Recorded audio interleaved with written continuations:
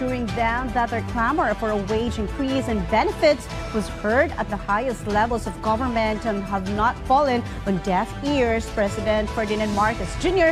gave Filipino workers a message of hope as he speaks at the 123rd Labor Day celebration in Pasay City, where he led the holding of a mega job fair. PTV's Kenneth Paciente has the report.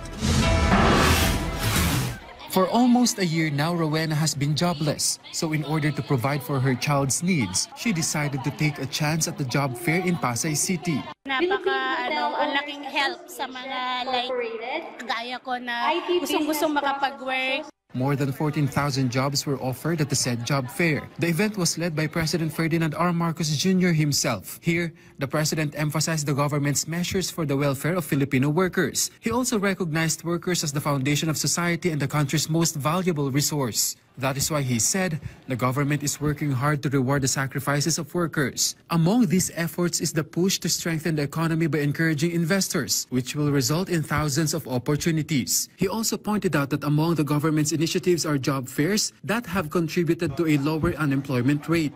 Dulot ng masiglang ekonomiya, noong nakaraang taon, naabot natin ang pinakamababang unemployment rate sa loob ng 20 taon.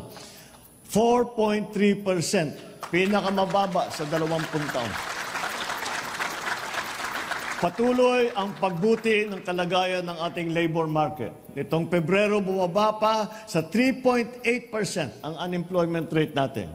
The president also laid out government initiatives to ensure efficient transport for workers by improving the railway transit system in the country. On the issue of wage increases, the president said that the government hears this call from workers, but he said this needs to be studied carefully. We hear the call of our workers for better wages and assure you that your concerns are being addressed through the regional tripartite wages and productivity boards.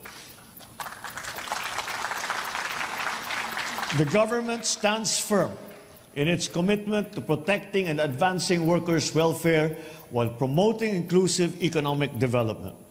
Patuloy na pinag-aaralan ng mga regional tripartite wages and productivity board ang antas na pasahod sa bawat rehiyon.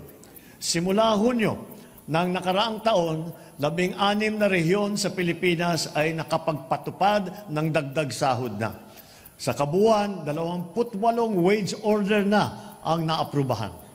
The president ordered a review of the Continuing Professional Development Act of 2016 to make license renewal easier for professional workers. He also directed the Department of Labor and Employment to conduct monthly job fairs. The job fair was held in 69 locations nationwide with a total of over 255,000 job opportunities.